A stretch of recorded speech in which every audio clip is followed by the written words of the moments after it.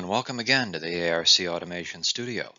I'm Alan Avery, a senior analyst here at ARC Advisory Group, and today's topic is going to be industrial cellular routers.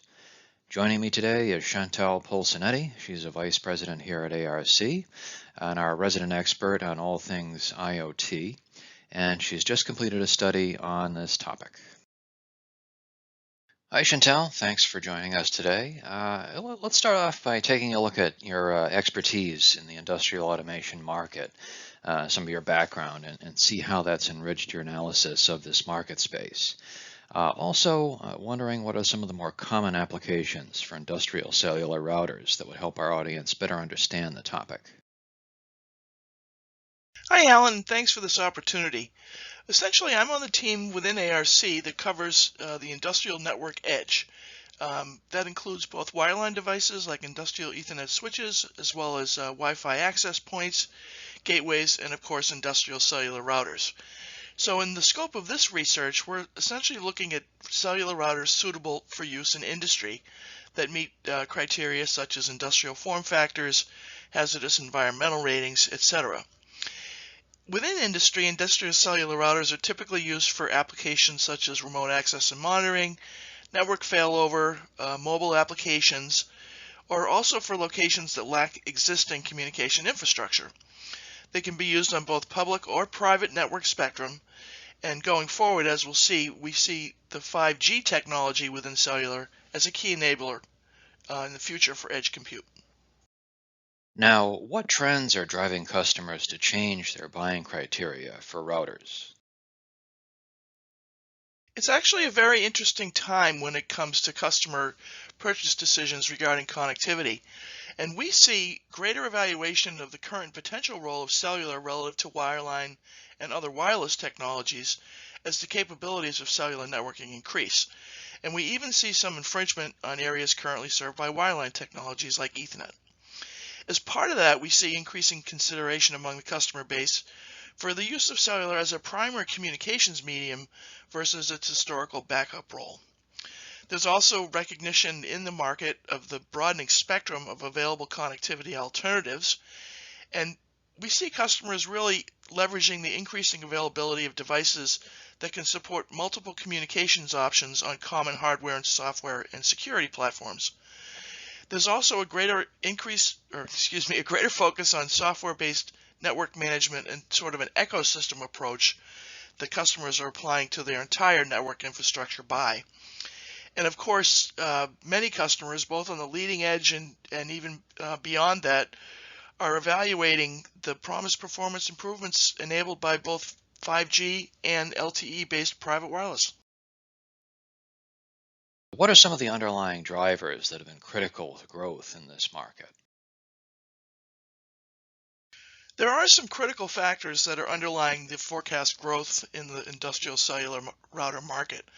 One at a macro level is certainly the escalating connectivity requirements of digital transformation strategies, where customers are looking to bring in more and more points, including those lying in remote locations, into their overall digitally transformed architectures. We also see an ongoing increase in the need for remote access capabilities, which this year in 2020 has been accelerated by the need to respond to the impact of the COVID-19 pandemic. We also see the increased shift towards centralized, even automated and autonomous operations that necessitate all this data be brought into a centralized location. And as I mentioned before, people are bringing in assets and locations that aren't served currently by conventional network infrastructure, and cellular technology lends itself to those type of applications. It also is being used to serve mobile applications, whether it's fleet management or AGVs in a plant. We see, with the advent of 5G and increasing use of private wireless, we see it coming indoors as well as serving outdoor applications. And as I mentioned before, this overall greater consideration among the customer base for including cellular in the overall means of solving connectivity issues, and some of the other issues enabled by 5G and private wireless, as I cited before. And then another thing that's in our mind sort of spurred some growth is the availability of global and eSIM technology that helps both customers and suppliers overcome the regional differentiation, or basically the differing regional requirements across the globe. What trends in the market will have the greatest impact on shaping the strategic initiatives for industrial router suppliers? Connectivity infrastructure suppliers currently have a lot on their plate right now.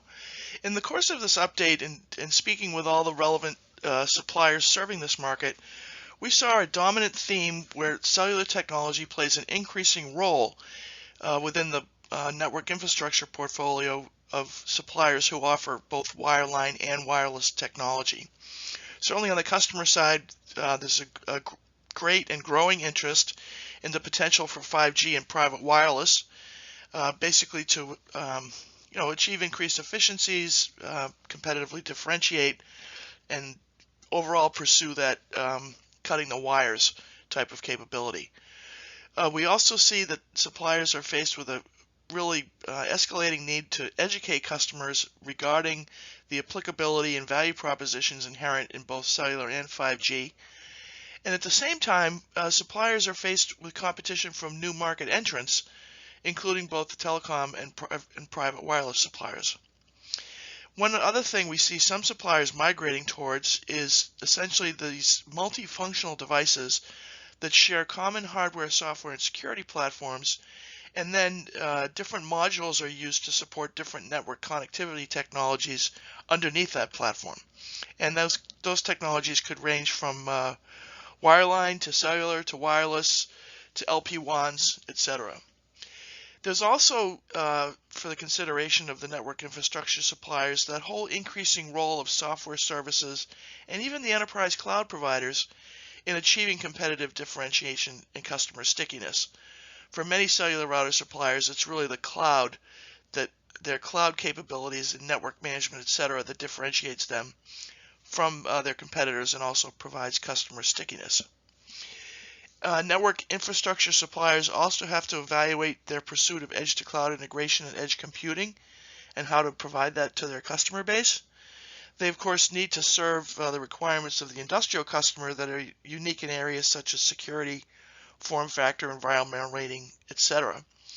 And they also need to, for those segments requiring low latency, there's also the need to support not just 5G in general, but particularly Release 16 and beyond, as well as TSN, or time standard networking, for those applications and those customers that require strict scheduling requirements. All right, that's about all the time we have. Thanks, Chantel, for sharing your insights on the industrial cellular router market. Audience members that have questions or would like to receive additional information on this study and our other IoT-related offerings should get in touch with the client manager here at ARC or the author herself directly. Thanks again for your attention today, and take care.